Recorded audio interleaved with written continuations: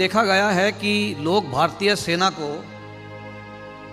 एक एम्प्लॉयमेंट का जरिया मानते हैं, नौकरी हासिल करने का जरिया। मैं आपको एक चेतावनी देना चाहूँगा कि ये गलतफहमी अपने दिमाग से दूर निकाल दीजिए। भारतीय सेना एक नौकरी का जरिया नहीं है। Happy republic day to one and all.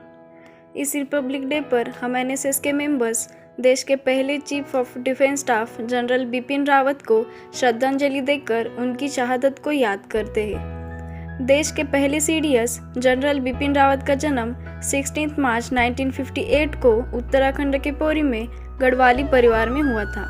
वह भारतीय सेना के 4 स्टार जनरल थे, जिन्हें भारत के पहले चीफ ऑफ डिफेंस स्टाफ के रूप में नियुक्त किया गया था।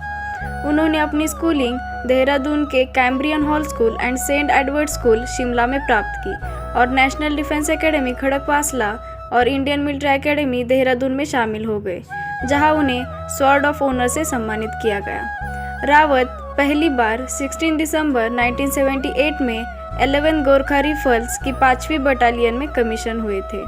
उनके पिता लक्ष्मण सिंह रावत भी कभी इसी बटालियन का हिस्सा थे।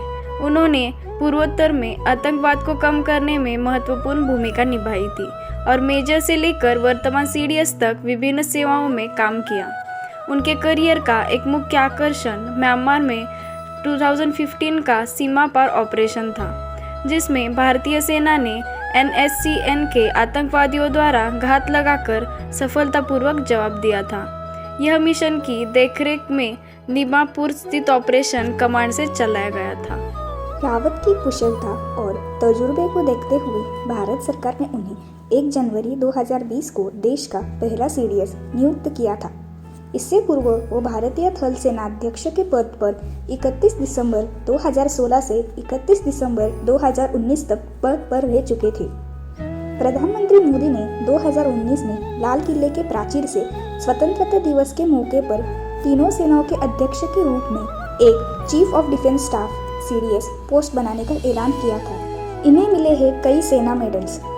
सेना में रहते हुए सीडीएस बिपिन रावत को कई सारे मेडल से सम्मानित किया गया था, जिसमें परम विशिष्ट सेवा मेडल, उत्तम युद्ध सेवा मेडल, अति विशिष्ट सेवा मेडल, युद्ध सेवा मेडल, सेना मेडल, विशिष्ट सेवा मेडल और आदि मेडल शामिल है। देश के पहले सीडीएस जनरल बिपिन रावत का बुधवार 8 दिसंबर 2021 को एयरफोर्स चॉपर मी 17V5 हेलीकॉप्टर दुर्घटना में 63 वर्ष की आयु में निधन हो गया।